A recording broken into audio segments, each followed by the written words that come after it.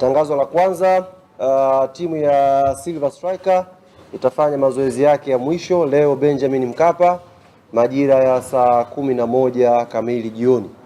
Ni muda ambao waandishi mtapata dakika 15 za kwanza kuweza kukava hiyo story. Tangazo la pili ni kuhusu siku ya mchezo kwa maana ya kesho pale Benjamin Mkapa. Kwa mujibu wa vikao ambavyo tumefanya na wenzetu wa ulinzi na usalama, lakini pia wamiliki wa uwanja wa Benjamin Mkapa, tumekubaliana mambo yafuatayo. Kwa kuwa mchezo wa kesho hakuna kiingilio, mageti yatafunguliwa saa 4 kamili asubuhi. Mageti yatafunguliwa saa 4 kamili asubuhi na mageti yatafungwa saa 8:30 mchana. Yatafunguliwa saa 4 kamili asubuhi na mageti yatafungwa saa 8:30 mchana. Kwa nini mageti yanawahi kufunguliwa na yatafungwa saa 8:30 mchana? Ni kuhakikisha watu wawahi mapema, tuepuke msongamano wakati wa kuingia, na pia tuepuke msongamano wa njia wakati timu zikiwa zinakuja uwanja wa Benjamin Mkapa.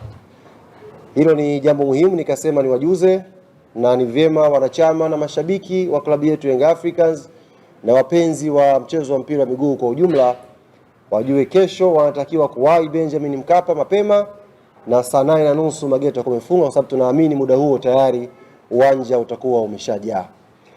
Lakini ndani, ili watu wasiboreke, kutakuwa na burudani mbalimbali.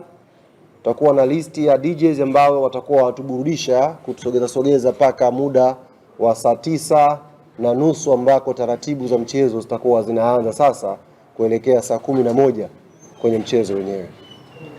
Nje ukifika asubuhi, tumefungua mageti mengi pasavyo, lakini kutakuwepo na magari maeneo ya karibu na kuingia uwanjani. Haya magari tutakwenda kuyapiga picha na asubuhi tutakwenda kuonyesha maeneo ambayo tumeyaweka. Kwa mujibu wa taratibu za pale sasa hivi, ukifika unatakiwa upite kwenye lile gari.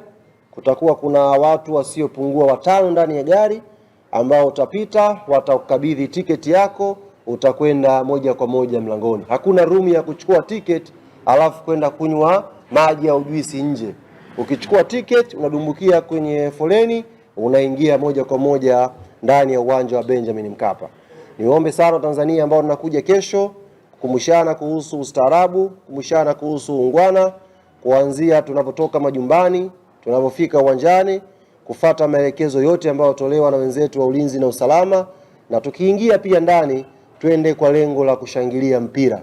Tusiende kwa malengo ya vurugu, tusiende kwa malengo ya kutaka kuleta hali ambayo hairuhusiwi kwenye mechi hizi za kimashindano ya CAF, lakini pia sio hali za kiungwana kwenye viwanja vya mpira wa miguu. Kwa haya machache, kuna maswali? Kuna maswali kwa upande wa huku Yanga? Karibu. Umesema watu waende kwa lengo la ustaarabu. Kwa mashabiki wengi wenye milengo tofauti wanaweza wakaenda kesho.